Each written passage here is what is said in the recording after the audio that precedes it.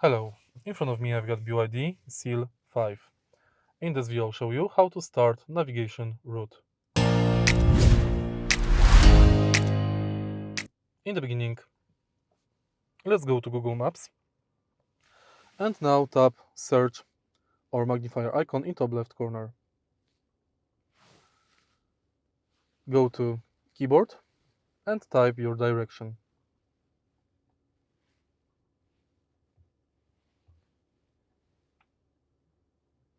Tap start and it's done.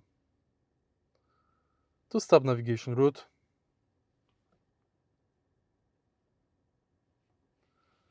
again go to settings,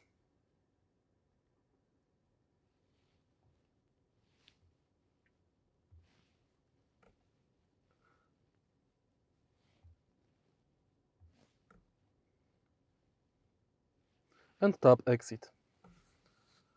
If you find this video helpful, please leave like, comment and subscribe.